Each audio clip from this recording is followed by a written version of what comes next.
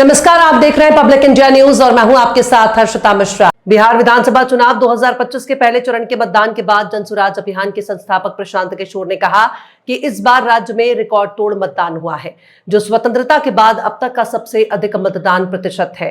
उन्होंने इसे बिहार में बदलाव की स्पष्ट निशानी बताया। प्रशांत किशोर ने कहा कि मैं महीनों से कह रहा था कि 60% से अधिक बिहारी जनता बदलाव चाहती है। इस बार लोगों को जनसुराज के रूप में एक विकल्प मिला है। प्रशांत किशोर ने कहा कि मैं महीनों से कह रहा था कि 60% से अधिक बिहारी जनता बदलाव चाहती है।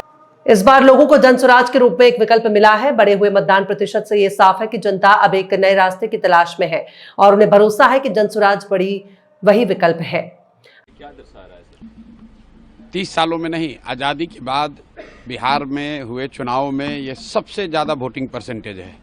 ये दो बातों को दिखाता है। पहला कि जो बात हम लोग पिछले कई महीनों से, बल्कि मैं 1-2 साल से कह रहा हूँ कि बिहार में 60% से ज़्यादा जनता बदलाव चाहती है और पिछले 25-30 साल से जो राजनीतिक विकल्प के अभाव में एक तरह से धीरे धीरे राजनीति को लेकर, चुनाव को लेकर उदासीनता बन गई थी, विकल्प नहीं था लोगों के पास।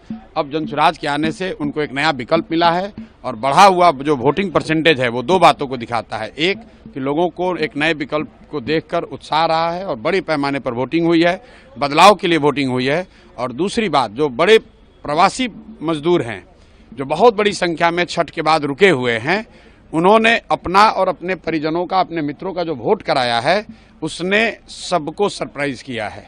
और जितने लोग ये बैठे हुए थे कि महिलाओं को 10,000 पैसा मिल गया और उसी से हम लोग जीत जाएंगे, इन चुनाव में महिलाएं तो हैं ही, लेकिन महिलाओं से बढ़कर प्रवासी मजदूर एक्स फैक्टर है। इस चुनाव का एक्स फैक्टर प्रवासी मजदूर हैं।